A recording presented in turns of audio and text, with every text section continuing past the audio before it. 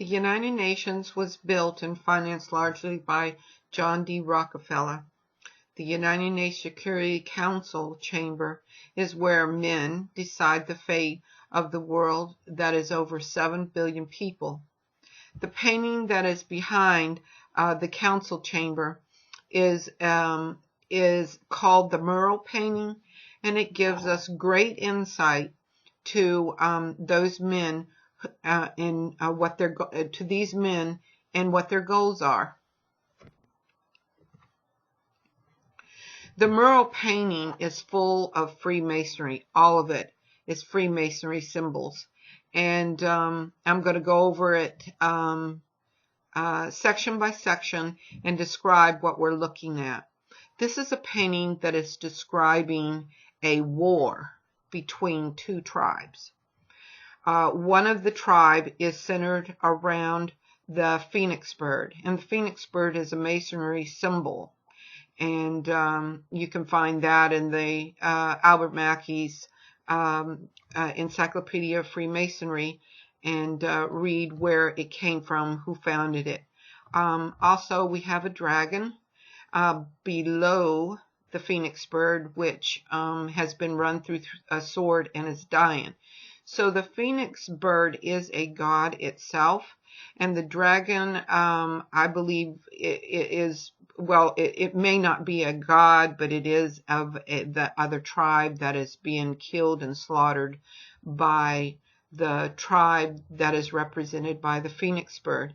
And we need to find out who the phoenix bird is, what tribe that is, and the tribe of the dragon. Now, the tribe of the dragon is in opposition with the phoenix bird, and the phoenix bird, of course, is the god of the Masons, and that is, of course, Satan. And the top of the center of the phoenix bird is a marriage arrangement going on between a man and a woman, and there's a little boy to the back of the man, which in my opinion represents the man, and then the little girl where the angel's reaching down touching her represents the woman, and then the little baby represents the seed of this tribe.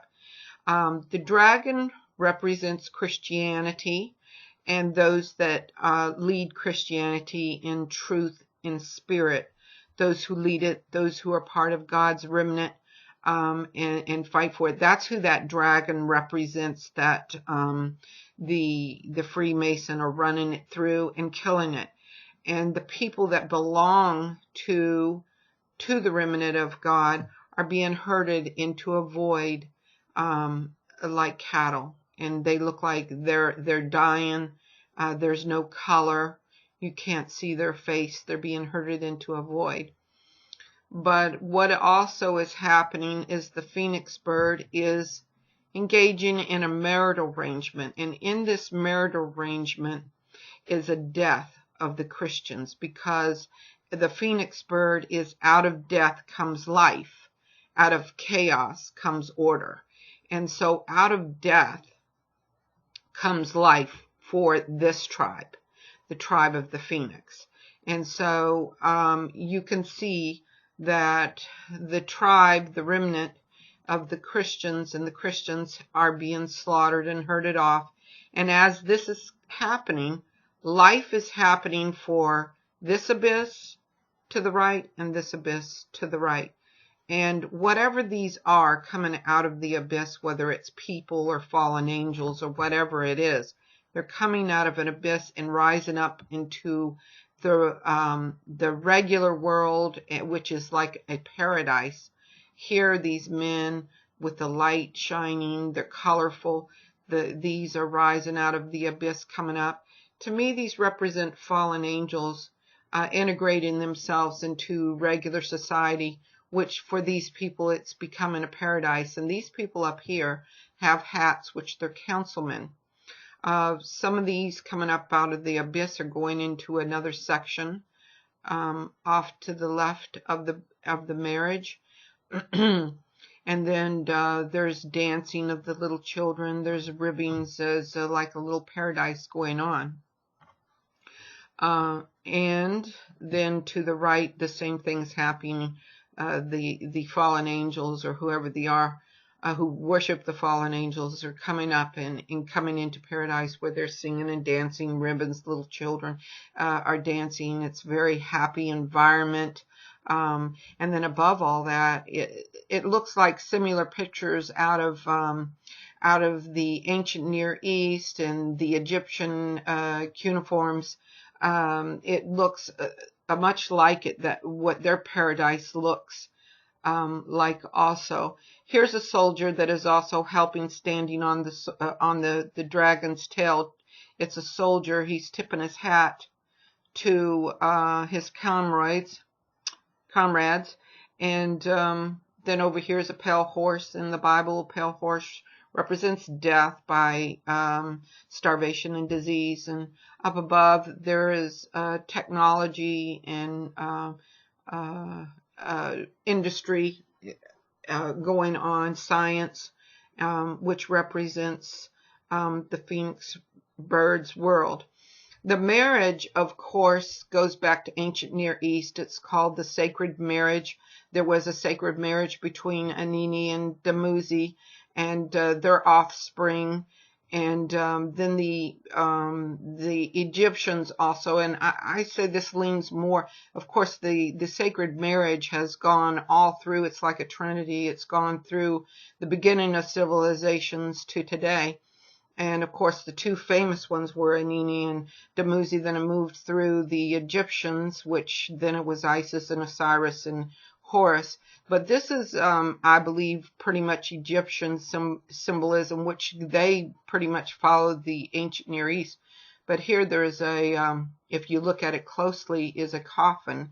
And of course, the coffin represents death, resurrection, and into the great mysteries and ancient knowledges and the mysteries in which you're resurrected to, that you gain great knowledge through the death and resurrection.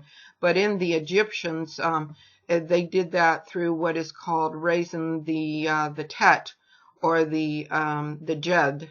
And the Jed was raising up what used to be in the Sumerians a tree, the holy tree, but when it came to Osiris, it was his backbone.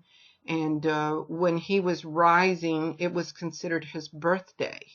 When Osiris was coming up out of the coffin and rising up into the heavens, it was his birthday. And on Osiris's birthday, there were hundreds and hundreds of his enemies were slaughtered. I mean, he killed his enemies, much like what this phoenix bird is standing over the death of the dragon.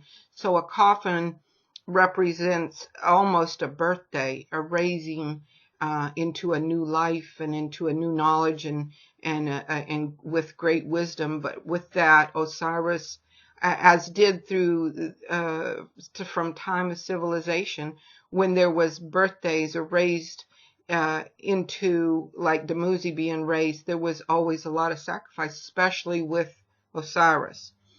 And it was always to do with his adversaries and his enemies. They would slaughter their adversaries. So the whole painting is Freemasonry.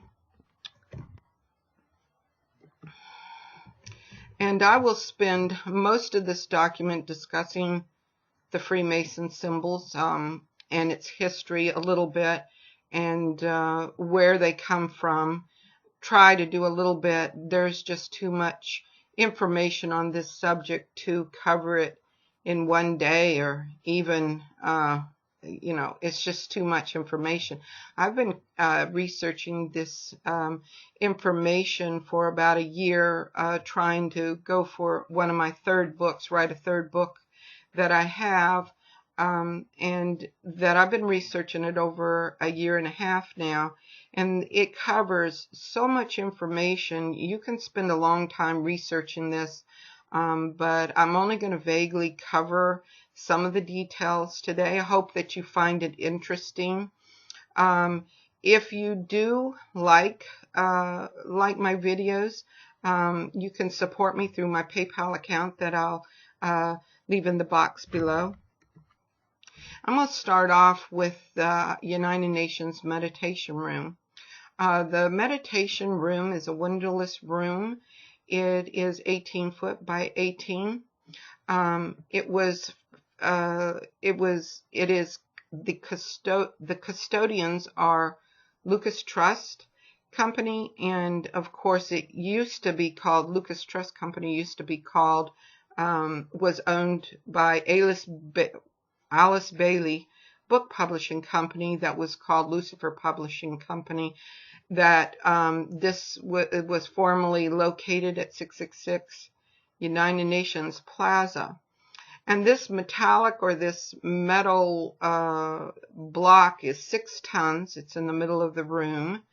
And to me, it looks like an altar. The whole room, to me, looks like an altar room. Make of it what you will, but that's what it looks like. We're going to go with one of the greatest symbols of the Freemasons. And of course, Freemasons are founded on their symbols, as of most pagan religions or any kind of cult. They are founded on their symbols. This is a Freemason symbol. It is called the Magic Square. In the Albert Mackey's Encyclopedia of Freemasonry, it calls the hexagram, or the 6-point star, the Seal of Solomon. Only the most advanced degree Masons, which I believe to be 33-degree Masons, can use the magic square. This is a very ancient symbol of the ancient Near East, and the ancient Near East is considered, of course, the cradle of civilization. And the ancient Near East consists of Babylon, which is only about 500 miles away from Jerusalem. And that's not very far away at all, and it made it easy for the Jews to pick up Babylonian, the Babylonian worship system. And the Bible says that King Solomon left God and left the God of Abraham and began to follow Moloch. And of course, if this is the seal of Solomon, and Solomon worshiped Moloch, then this is the symbol of Moloch. It is also what I consider the hexagram being a symbol of Marduk, because Marduk replaced every single primary god of the ancient Near East, much like Osiris absorbed every major god from Egypt. Marduk replaced the sun god Shamush. And of course, here is my references for that Shamush was replaced by Marduk, and that Shamush, or Ashur, also known as Ashur, was Moloch. And here's my references for that in Donald Mackenzie's writing, he said that Ashur was Moloch, he was Baal. And so as Marduk absorbed all these gods, he became these gods, and the rites of these gods followed him. So I consider Moloch to be Marduk, or Marduk is Moloch. Count de Saint-Germain wrote a book called The Most Holy, and I'm not sure if I'm pronouncing this right. I cannot pronounce it right, I don't think, but I believe it's Transsophia, which is an Egyptian rite. It's where the Egyptian rite of Freemasons was introduced. Alessandro Cagliostro carried the manuscript of this book. This guy carried the manuscript of this book. And when he was arrested in 1789, which the manuscript was taken from him at that point. But he was sharing this manuscript up to that point. And he was also initiated into the Knights Templar by Count de Saint-Germain. And of course, this is my references is Manly P. Hall's book written in 2011. He rewrote and narrated The Most Holy Transsophia. I wouldn't suggest you get this book. I bought it because I wanted to learn the symbols and understand where some of the Egyptian rites of the Freemason come from. This book is highly demonic, and I wouldn't suggest anybody to buy that book. I bought it. Of course, I'm not going to go into my experiences of it. I had to write most of it down, and I had to get rid of the book. It is not something I believe anybody should ever buy and be entertained by it. Of course, he also said, Cagliostro also said that he was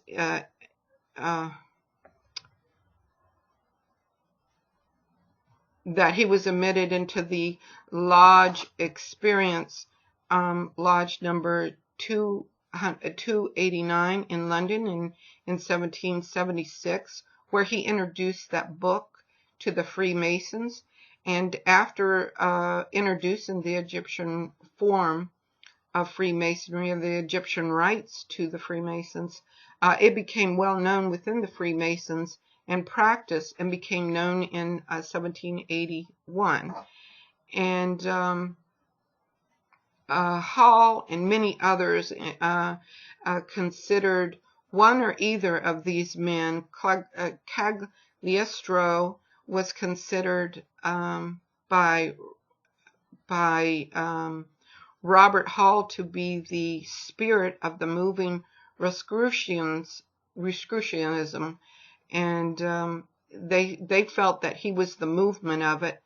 And of course, John M. Robert thought Cagliostro was, or that P. Hall thought that Count de Saint Geraint was the spirit of it, since he wrote the book. But Roberts felt like Cagliostro was the movement. And of course, these two men were the leading force to introducing the Egyptian form of Masonry into that, which shows that further on. It shows some of the symbols to that and what those symbols mean. Aleister Crowley's Magic Square. Aleister Crowley attended the Trinity College in Cambridge, England, and he wrote the book of the Groetia of Solomon the King in 1904. He also said that Alessandro Cagliostro was one of his previous incarnations. Crowley has many Egyptian symbols of the Freemasons, which I will share with you. Here is one of Alessandro Cagliostro, which was in the manuscript, which is also the Magic Square. And it went through him describing the Egyptian rites to becoming a Grand Master in the Freemasons. This manuscript describes that, and these are some of the symbols within the book, which is here is what the Magic Square looks like in his manuscript. But the Magic Square goes way back to the cradle of civilization, and this is a seal that was found in the ancient city Nimrud, in one of the temples in Nimrud. And this is called the Seal of Nimrud. And it was photographed by Noreen Feenley from the Museum of Archaeology in Philadelphia. It was also displayed at the World Heritage Site in Iraq by Gregory Schaaf.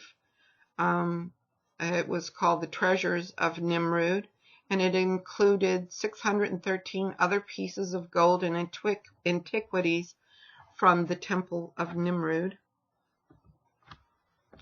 This is an Akkadian seal from the 3rd millennium BC. It shows our solar system of 11 planets that are circling the sun, that has the magic square or the hexagram over the sun. It is the 6-point star. The 12-planet myth comes from the Babylonian creation legend, with Bel-Marduk at the center of the story.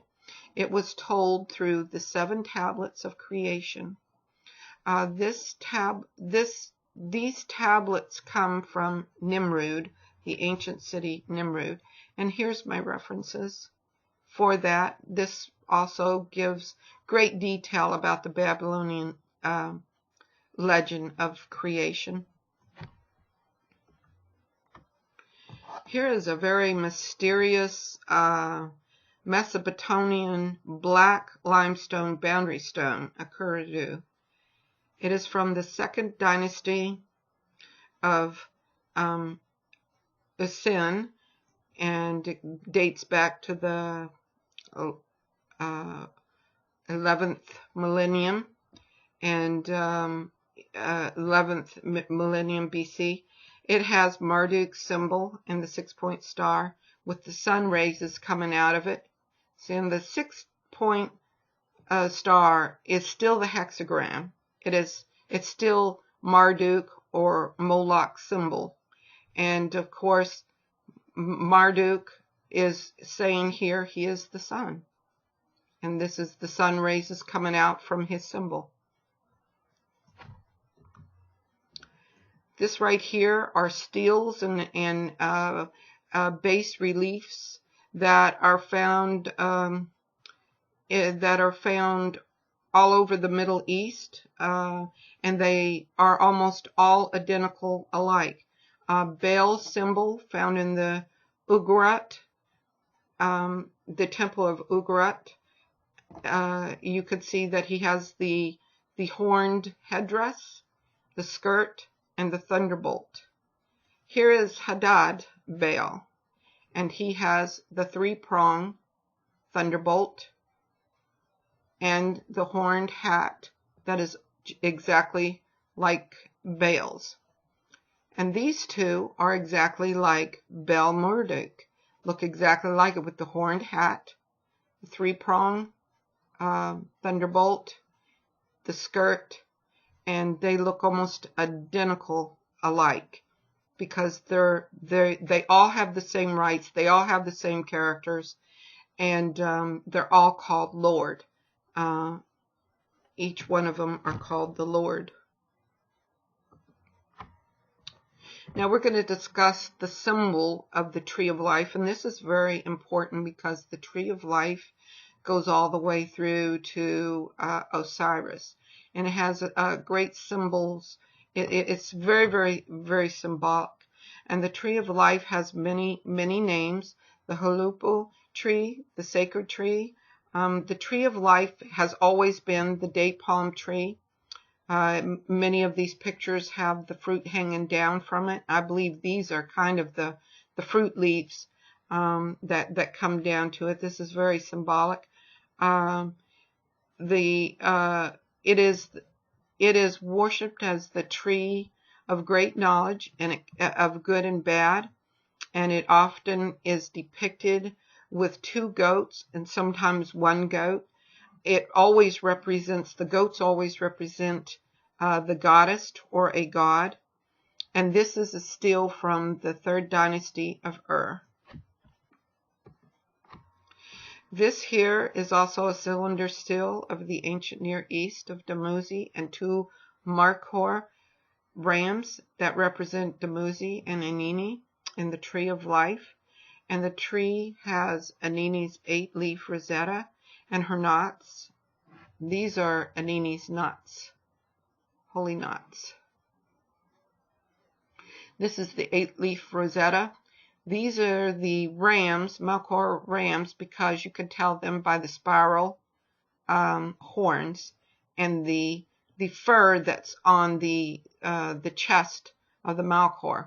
Melkor has quite a bit of hair on its chest.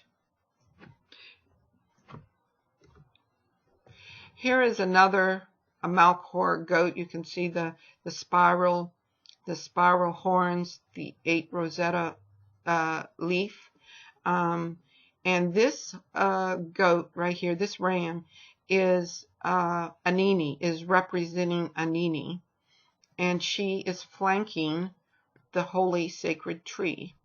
And in many texts, Anini refers to herself as the queen goat, and she refers to Dumuzi in many texts, in many ancient texts, as the lead goat.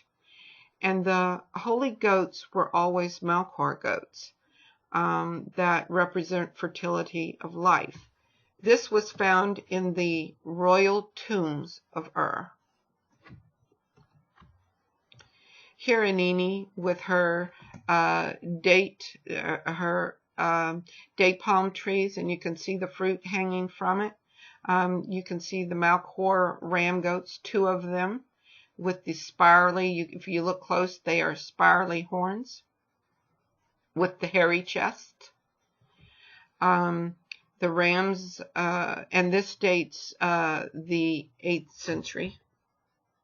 The 8th century. This is the sacred rites of the pollination of the date palm tree, and which represents the great knowledge of good and bad. It is the Cornelia cylinder seal. Don't know how to pronounce this. It is the sacred rites of Bel Marduk. And you can see the tree.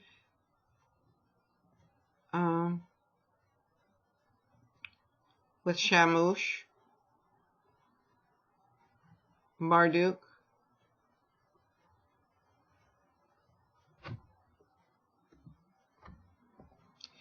Now, this is where history of the sacred tree takes a complete turn. Osiris changes the whole game to the sacred tree. And this is where the Egyptian rites come from. This is Osiris right here. And you can see his round, curly Malhor horns. He is a Malhor goat. But this is his Ba, the soul of Osiris. And the Ba was always a Malhor goat. It was a Malhor ram. His soul would travel to heaven through a Jed or Tet. This is a Jed or Tet. Now you ask, what's a Jed or Tet? And this is what we're going to find out what this is. The sacred pillar, and this is a Ded or Chet. This is called a Chet. Both of these are called Chets. And it's the sacred pillar or tree trunk which was worshipped in certain parts of the Delta in pre-dynastic times, with which the backbone of Osiris was subsequently identified. The almond was supposed to endure the wear and the prominence and the stability of the backbone of Osiris, and the backbone of Osiris and the sacrum bone. The Jed is also called many names similar to the sacred tree. It's called the Chet or Tet. Osiris turns the sacred tree into a backbone, which is called now, from the sacred tree, it turns into the sacred pillar. That's what it's turned into. The sacred tree turns into a sacred pillar. And the rising of the Tet is rising the sacred pillar. And it means that Osiris is rising from the dead, from his coffin, into paradise. Much like the phoenix bird was standing over the dead dragon, Osiris would slay his enemies on the day of rising the Tet. Much human sacrifices was done as he rose from the coffin. This was like his birthday. Osiris' backbone, or the sacred pillar, looks much like the backbone with columns, and you can see the columns of the spinal cord. And these are the tips of his ribs. This part is considered his ribs, and this was considered his spine. So you can see the spinal cords here going all the way up, and then part of his ribs to his backbone. The Jed or the Tet He eventually took on so many different forms. You can see here it looks like a head holding the sun, or holding his head, and this is the sun. Here it even has a face, the horns of a Melkor horns. You can always see the rib cages to his back, the spinal columns, the spinal cords here, and then his backbone where the ribs are. The Ram of Mendes. Osiris had dozens of temples throughout Egypt, and two of the most important ones was the Temple of Memphis and the Temple of Mendes. Now, in the manuscript of Count Saint Germain,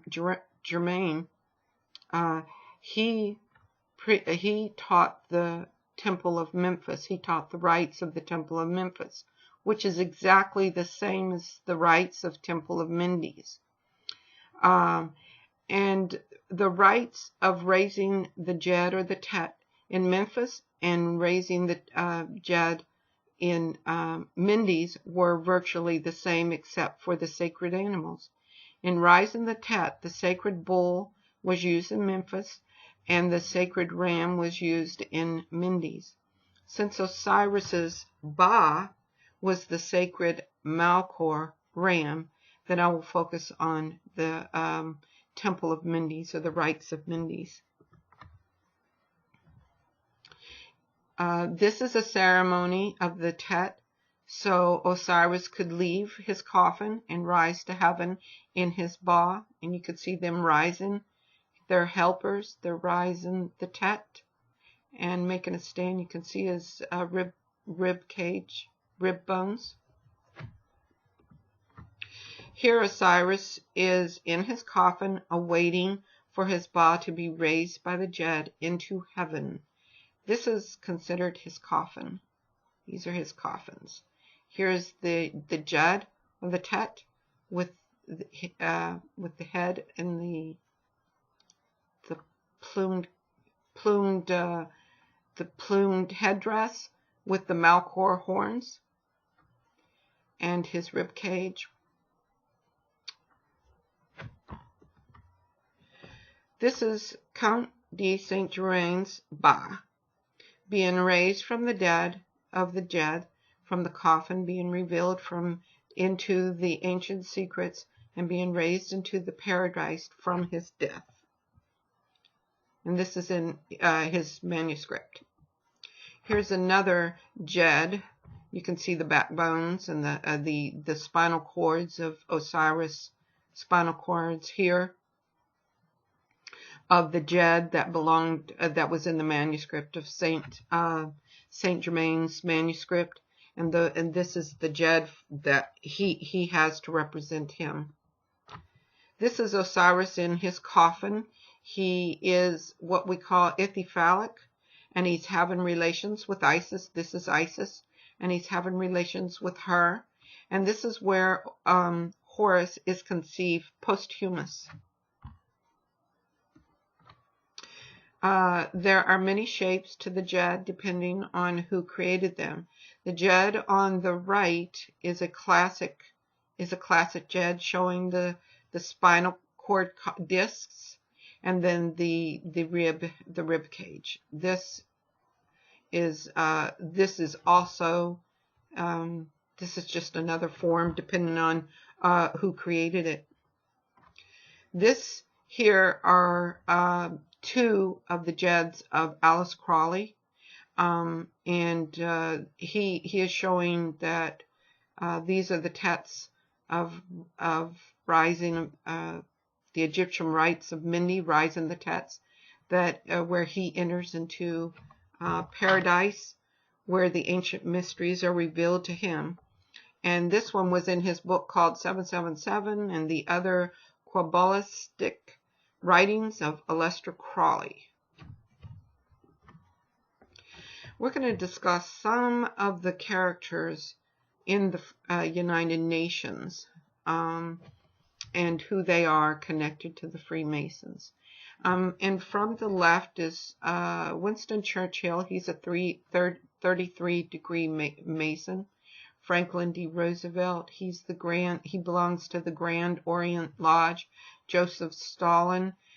He belonged to the Great Orient Lodge and was the chief of Bolsheviks. And if you study Bolsheviks, he is very much involved in the Bolsheviks revolution in Russia.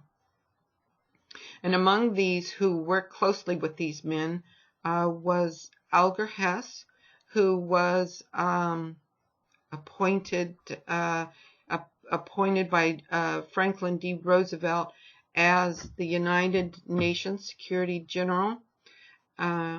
Secretary General at the Yalta Conference, and Edgar Hess was later convicted and sentenced to prison for being a Soviet Bolshevik spy. Vladimir Lenin also belonged to the Grand Orient Lodge that Franklin D. Roosevelt belonged to, but Vladimir Lenin was a Soviet Bolsheviks leader. We're going to study some of the Bilderberg, the Bilderbergs are extremely involved with the United Nations and have a lot of input on it. And many of them belong to the Security Council Committee hearings and other government positions such as Secretary of State, the NSA, and the DHS, and everything else in between. Here we have Marcus Anger. We'll discuss a little bit about him. Joseph S. Ray Johnson, Hillary Clinton, we all know about her. Henry Kissinger, George H.W. Bush, John Kerry, David Rockefeller, and Ben Bernanke. We're going to discuss Marcus Anger, who was the chairman of Barclays Bank and the British Bankers Association. He served as an executive board member on BBC and worked closely with Mark Thompson. And of course, Mark Thompson hosted Jimmy Savile. They had him on BBC many times. These guys had him there as a talented celebrity for decades. Then BBC editors wanted to air a documentary exposing Jimmy Savile's worldwide pedophile ring, but Mark Thompson canceled the show and was a major person that helped cover it up from BBC.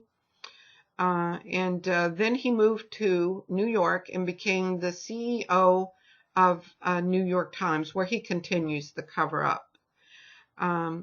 Marcus Anger used his manipulation in London interbank offered rates, which is called LIBOR in England. The manipulation of LIBOR was a complete fraud, which allowed Jamie Dimon to use the LIBOR as the head of JP Morgan Chase, who made millions off LIBOR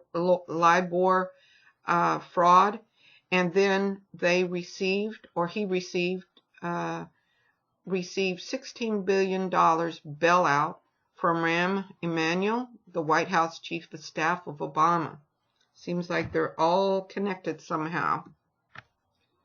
Mark Thompson was a good friend of Jimmy Savile, who was a horrific pedophile and helped cover up his global pedophile ring and child trafficking, who is now the CEO of New York Times. He controls mainstream media in America. Of course, Hillary Clinton was deeply involved in decision-making in the United Nations that included placing trade sanctions on Libya in 2011, and who had conferences at the UN for everything from women's rights to sanctioning Syria and Libya. Here she is shaking hands with one of her friends, Jaglap Singh, who was a major funder for Clinton's Democratic National Committee and campaign in 1996 and contributed over $1 million to her account. He was convicted of bribing top UN officials. He gave expensive suits, Rolex watches, and a $40,000 lease on a BMW X5 to John William Ashe, who was murdered on June 22nd, 2016. Hillary Clinton's campaign manager, Hillary Clinton's campaign manager used James Alefantis to raise money for the DNC campaign. James Alefantis was posting bizarre pictures in 2016 on Instagram, such as the famous kill room. And this is the people we're working with that control our country. This is the famous kill room.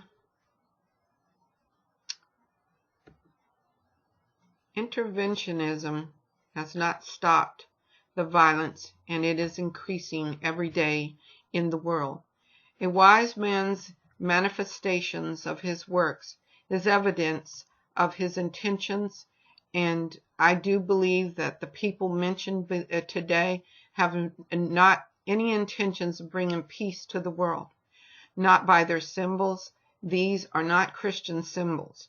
If peace was attainable by these symbols, it would have already been acquired long ago. And a kill room, Hillary Clinton, is a kill room.